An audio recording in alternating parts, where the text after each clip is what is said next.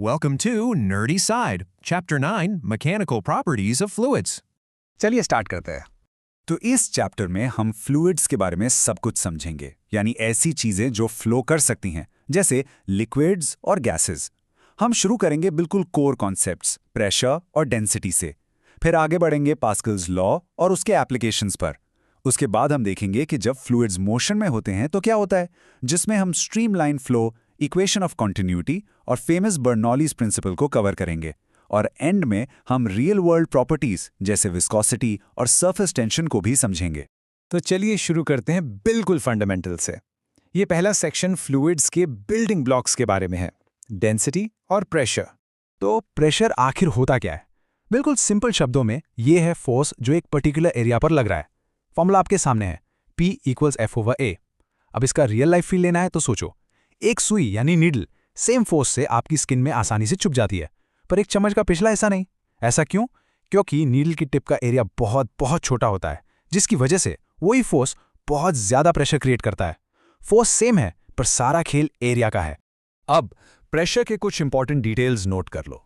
सबसे पहले, ये एक स्केलर क्वांटिटी है, वेक्टर नहीं। इसका मतलब इसकी सिर्फ मैग्नीट्यूड होती है, कोई डायरेक्शन नहीं होती। इसकी SI यूनिट है पास्कल, जिसका मतलब है 1 न्यूटन पर स्क्वायर मीटर। और सबसे जरूरी बात जो कैलकुलेशंस में याद रखनी है वो ये कि हम हमेशा फोर्स का नॉर्मल कंपोनेंट ही कंसिडर करते हैं, यानी वो हिस्सा जो सरफेस के परपेंडिकुलर एक्ट कर रहा है। हमारा अगला कोर कॉन्सेप्ट है डेंसिटी, जिसे हम ग्रीक लेटर रो से रिप्रेजेंट करते हैं। डेंसिटी बस मास पर यूनिट वॉल्यूम है। फॉर्मूला है रो = m/v और इसकी SI यूनिट है किलोग्राम्स पर क्यूबिक मीटर। यहाँ एक जरूरी फर्क है लिक्विड्स और गैसेस के बीच। लिक्विड्स मोस्टली इनकम्प्रेसिबल होते हैं, मतलब उनकी डेंसिटी प्रेशर के साथ लगभग कांस्टेंट रहती है। लेकिन गैसेस वो हाईली कंप्रेसिबल होते हैं, इसलिए उनकी डेंसिटी आसानी से बदल सकती है। ठीक है, चलो जो सीखा है उसको एक क्लासिक न्यूमेरिकल प्रॉब्लम में अप्लाई करते हैं। सवाल यह है, एक 50 किलोग्राम की लड़की एक सिंगल हाई हील पर बैलेंस कर रही है। हील एक सर्कल है जिसका डायमीटर 1.0 सेंटीमीटर है। आपको कैलकुलेट करना है कि वो फ्लोर पर कितना प्रेशर लगा रही है। जब भी आप फिजिक्स में कोई न्यूमेरिकल सॉल्व करें, ये 4 स्टेप अप्रोच आपको सिंपल मिस्टेक से बचाएगा। पहला, जो भी डेटा दिया गया है उसे लिख लो। यहाँ हमारे पास 50 kg मास है और 1 सेंटीमीटर डायमीटर। दूसरा, अपने यूनिट्स चेक करो, सब कुछ SI सिस्टम में कन्वर्ट करो, मतलब सेंटीमीटर को मीटर में बदलना पड़ेगा। तीसरा, सही फॉर्मूला चुनो जो यहाँ पर है, P = F/A। और आखिर में अपनी वैल्यूज को फॉर्मूला में डालो और सॉल्व कर दो। इस मेथड से सॉल्व करोगे तो एक्यूरेसी बहुत बढ़ जाएगी। अब जब हम प्रेशर के बेसिक्स समझ गए हैं, तो चलिए एक बहुत पावरफुल प्रिंसिपल एक्सप्लोर करते हैं। इसके रियल वर्ल्ड एप्लीकेशंस कमाल के हैं और ये हमें ले आता है पास्कल्स लॉ पर। पास्कल्स लॉ देखने में सिंपल है पर बहुत पावरफुल है। ये कहता है कि अगर आप एक बंद कंटेनर में रखे हुए फ्लूइड पर कहीं भी प्रेशर लगाते हैं तो वो प्रेशर बिना कम हुए फ्लूइड के हर एक हिस्से तक इक्वली ट्रांसमिट हो जाता है। मैथमेटिकली इसे हम F1/A1 = F2/A2 लिखते हैं।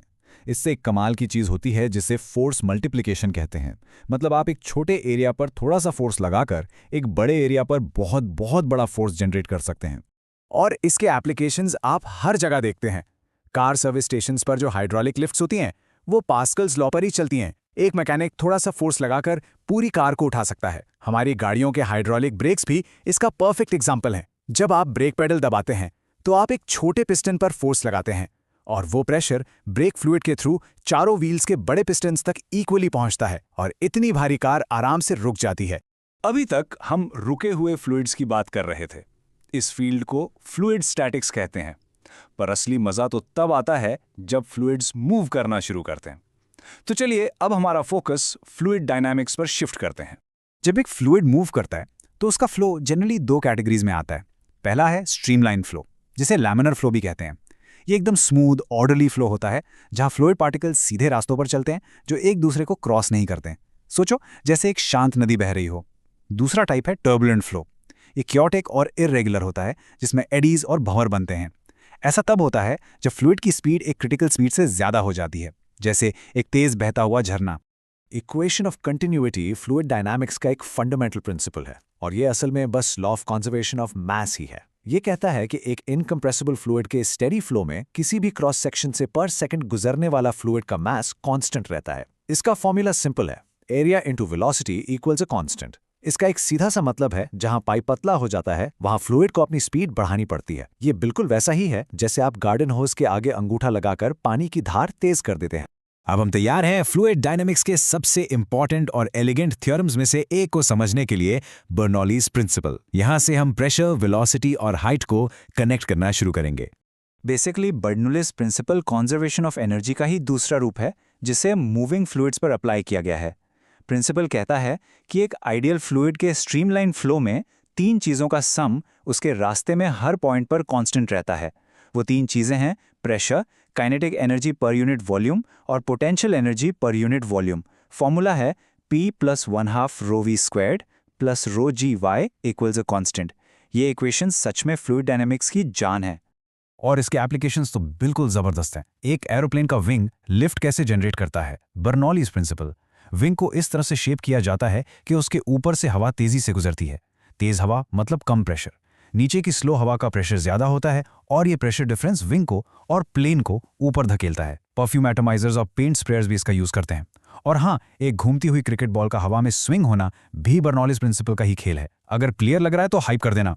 अभी तक हम ज्यादातर आइडियल फ्लूइड्स की बात कर रहे थे, पर रियल वर्ल्ड फ्लूइड्स में एक ऐसी प्रॉपर्टी होती है जिसे हम इग्नोर नहीं कर सकते, एक इंटरनल फ्रिक्शन जिसे कहते हैं विस्कोसिटी।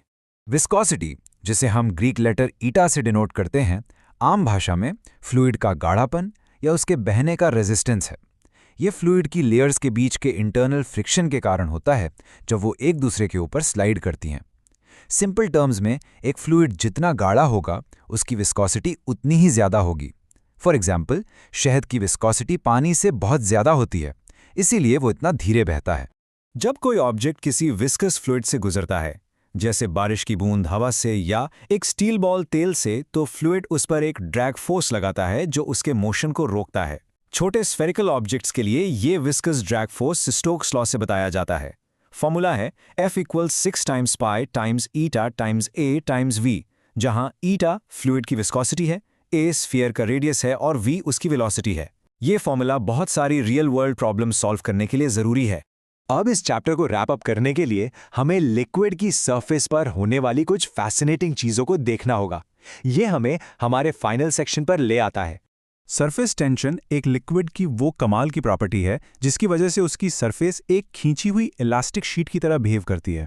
ये कोहीजिव फोर्सेस की वजह से होता है, यानी लिक्विड मॉलिक्यूल्स के बीच का आपसी अट्रैक्शन। सरफेस पर मॉलिक्यूल्स को अंदर की तरफ खींचा जाता है, जिससे ये टेंशन क्रिएट होती है। इसी वजह से पानी की बूंदें अपने आप को स्फेरिकल शेप में ले आती हैं और इसी वजह से कुछ कीड़े मकोड़े पानी पर बिना डूबे चल पाते हैं।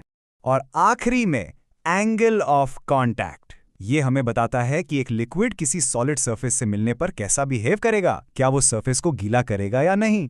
ये लिक्विड सरफेस और सॉलिड के बीच बनने वाला एंगल है। अगर एंगल एक्यूट है यानी 90 डिग्री से कम, तो लिक्विड सरफेस पर फैल जाएगा और उसे गीला कर देगा, जैसे साफ कांच पर पानी। और अगर एंगल ऑब्ट्यूस है यानी 90 डिग्री से ज्यादा, तो लिक्विड सिमट कर बूंद बना लेगा, जैसे कांच पर मर्क्यूरी। तो चलिए एक क्विक रिकैप करते हैं। हमने फ्लूइड्स की मैकेनिकल प्रॉपर्टीज का पूरा लैंडस्केप कवर कर लिया है। की फॉर्मूलाज याद रखिएगा, प्रेशर, कॉन्टिन्यूटी और बर्नौलीज इक्वेशन, और कोर कॉन्सेप्ट्स जैसे पैस्कल्स लॉ, विस्कोसिटी और सरफेस टेंशन को अच्छे से समझ लेना। आखिर में हमेशा कॉमन मिस्टेक से बचना। अपनी यूनिट्स को SI में कन्वर्ट करो, फॉर्मूलाज में रेडियस यूज करो, डायमीटर नहीं, और कभी मत भूलना कि प्रेशर एक स्केलर है। अब एक आखिरी सवाल, एक पजल जो आप सीखी हुई चीजों से सॉल्व कर सकते हैं। तो एक घूमती हुई क्रिकेट बॉल हवा में कर्व कैसे करती है? हमने जो प्रिंसिपल आज डिस्कस किया उसमें से कौन सा इस स्विंग को एक्सप्लेन करता है? इसके बारे में सोचना।